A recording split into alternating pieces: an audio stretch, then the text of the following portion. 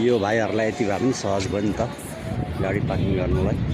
जताततै फोहोर मैला दिसा पिसाब गरेर यस्तो प्रदूषण भएको छ यही। स्थानीय सरकारले पनि हेर्दैन, जिल्ला प्रशासनले केही हेर्दैन।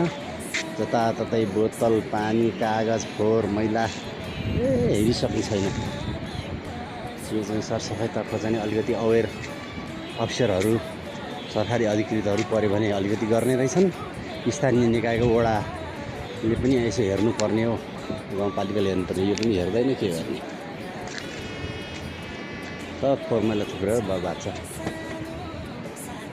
भाइ पार्किङ गर्नु अलि सजिलो भयो नि होइन?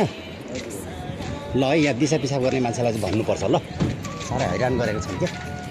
ए ऊ यहाँ हेर्नु त, सूचनै टाङ्दैछु मैले त्यहाँनिर केही नलागेर। उतो बिल्डिङभित्र कोठाभित्र गएर दिसा पिसाब गरिदिएर बाहिर गर्दै हैरान।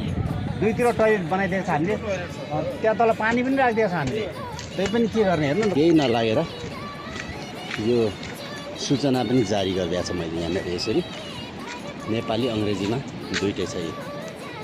अब के गर्ने, घरभित्र गएर दिसा पिसाब गरिदिने, जताततै काम गर्ने ठाउँमा दिसा पिसाब गरिदिने। यो इन्डियन टुरिस्टहरू त झन् सबभन्दा ठुलो प्रब्लम, हेल्थ एन्ड सेनिटेसनमा साह्रै पोर। जताततै फोहोर मैला गर्ने, जताततै बोतलहरू फ्याँक्ने है, यो खालको चाहिँ सिभिक सेन्स नभएकोले धेरै गाह्रो भयो यहाँ। यो इन्डियन टुरिस्टहरूमा चाहिँ सिभिक सेन्सको चाहिँ ल्याक अफ सिभिक सेन्स साह्रै नै नहुने।